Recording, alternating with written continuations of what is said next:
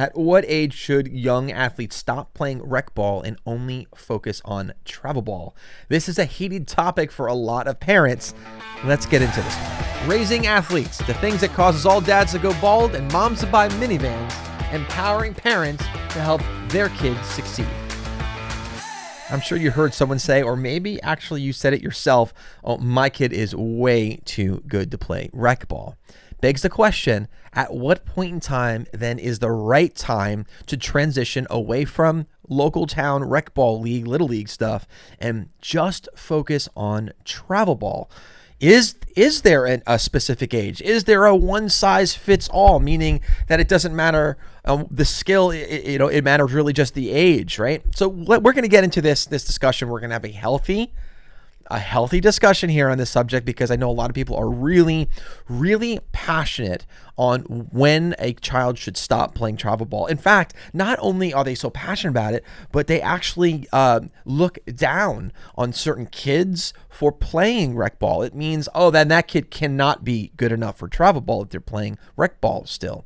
And so let's go ahead and let's dive deep. And let's first address the question, is there a difference in age when it comes to baseball and a softball? I'm going to say no, there isn't. I'm going to say if there's ever a universal rule that we can apply to this particular topic, that it's going to revolve around middle school. I'm going to say that across the board, if you were going to attach an age, I would say 8th grade. 8th grade is a really great age for kids to still be playing rec ball, little league, before maybe transitioning into just focusing into the travel ball circuit. Now, there are going to be exceptions to the rule. The exceptions to the rule might be is if your local league has a high school division that's competitive. Now, if you're still playing high school local town ball, it's likely that you're a decent athlete, because most kids determined that they skilled out or aged out a little bit earlier. So if you're still playing, that means you still love it, and you must be pretty good. And there aren't a lot of leagues that offer high school divisions for baseball or for softball. So I would say that would be that might be the exception to the rule that I'm saying. But we know that about 78% of kids, unfortunately, quit athletics after the age of 12. Now, this is the topic that I think contributes to the most to that particular statistic. I think it is horrible that so many kids are quitting sports after the age of 12. I think sports are a great vehicle for teaching a lot of important life lessons. We've already had like a ton of conversations about this. And so by putting this stigma, this I don't know, by convincing the community and families and kids that they should be quitting Little League rec ball and just focusing on travel ball after a young age, I think you're putting a lot of kids in the wrong basket, and they are quitting way too early. And because the reality is that not all kids are made for travel ball. Travel ball is supposed to be designed for a more highly competitive environment where the kids are trained a little bit more diligently. It's much more difficult. It's supposed to be much more competitive, and also there's more travel involved. There's other factors involved, and so that's some of the big differences between rec ball and travel ball. And so by saying, oh, kids should be quitting kids should be quitting rec ball, by 4th or 5th grade, that's really unfair. You're now saying that there's nothing for kids who are older than 12, and we have to understand this is one of the reasons why around the country more than 78% of kids over the age of 12 are quitting sports. It's because we've put this pressure that they have to quit their local town leagues at a certain age, and there's now nothing for them. So we need to do a much better job of creating better expectations and creating more opportunities. Now, what are some of the advantages for allowing a child who might be skilled playing travel sports or baseball and softball to continue to play rec ball or little league past the age of 12 into middle school, through 8th grade? Well, here's another important stat, parents and coaches. We got to listen up to this, is that at each milestone, so we'll call it middle school sports, JV sports, varsity sports, college, and beyond. As you level up and get to each different level, there's a massive drop off in the kids that are able to actually play, that have the skills to compete at that level. So that's called skilling out. So life will skill out a kid based on those particular divisions.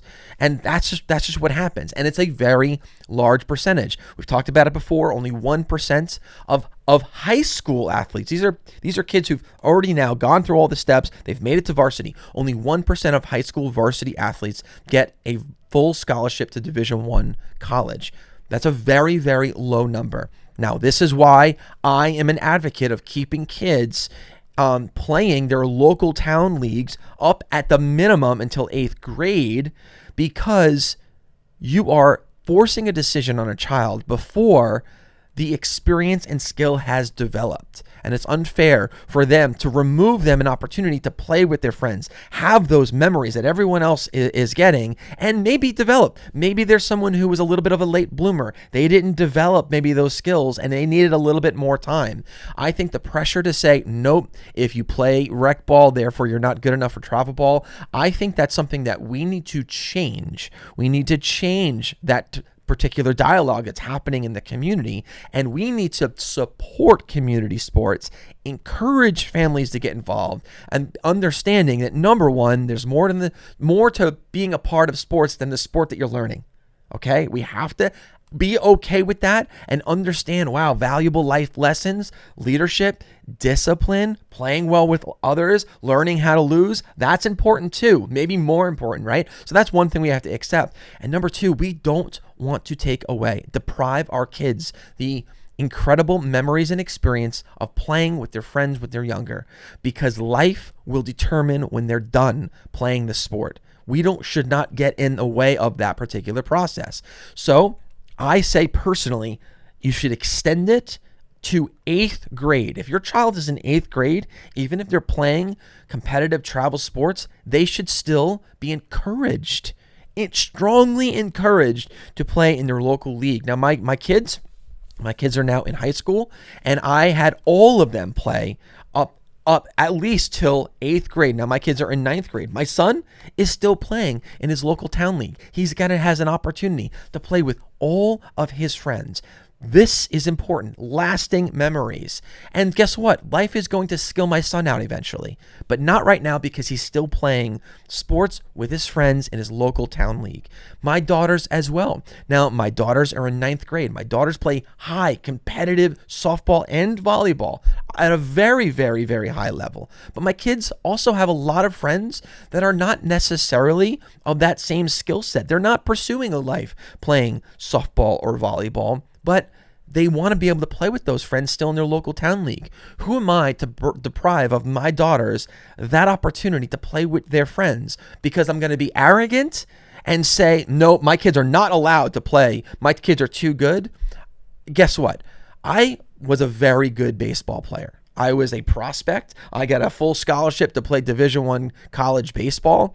I played Little League in East Meadow, and I played it for a while. I was on the Williamsport team. I played it through Pony. I played it Colts. I got to play with my friends. Now, not every one of those friends got to play college ball, but I did. And it also did not change my path of playing college ball. Now, I am so glad that my parents gave me the opportunity to still play with all my friends, because it's things that we still talk about as friends, playing together.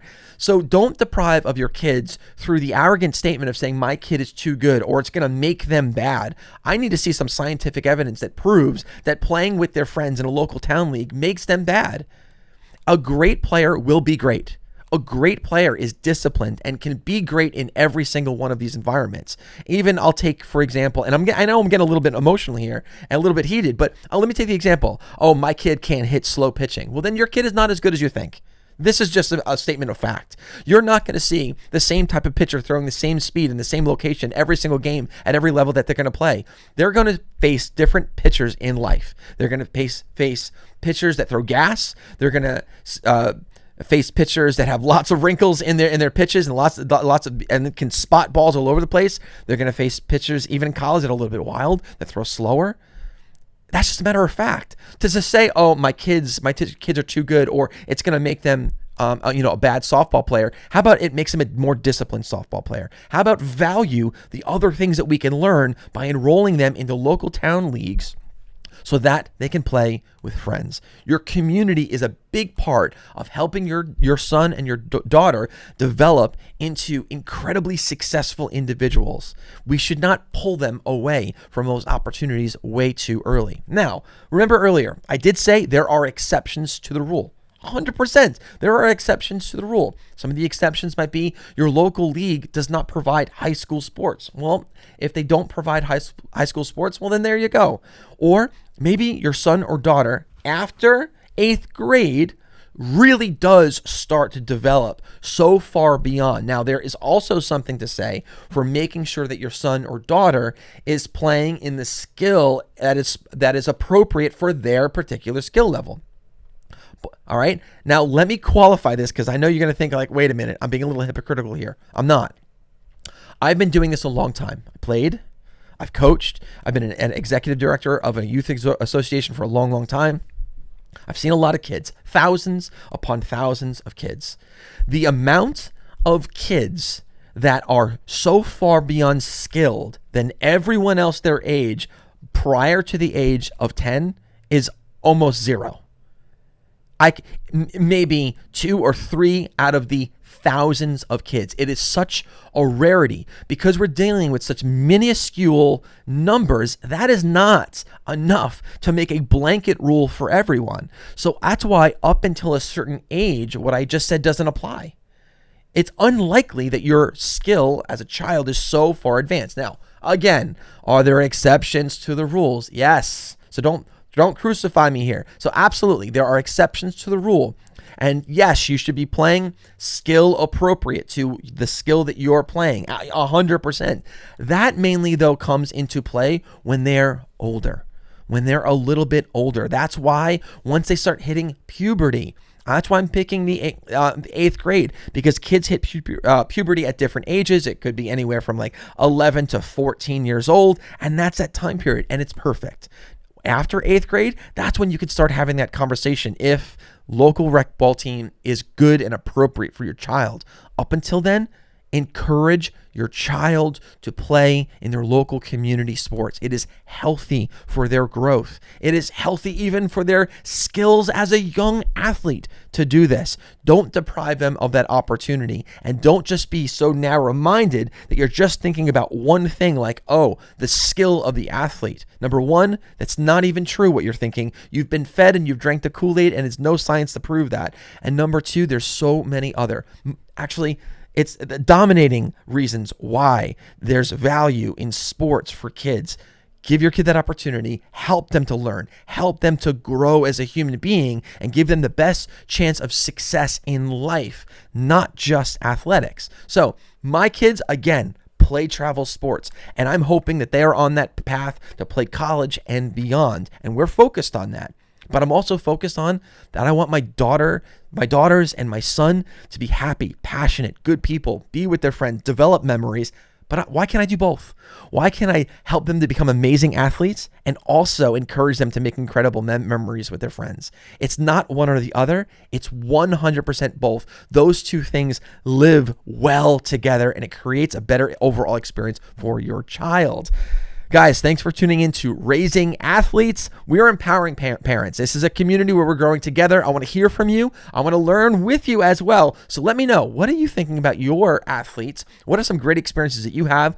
Maybe you are new parents and you have a question about how to raise an amazing athlete. Listen, communicate, be a part of this conversation. This is the place to be. Raising Athletes. Take care, guys.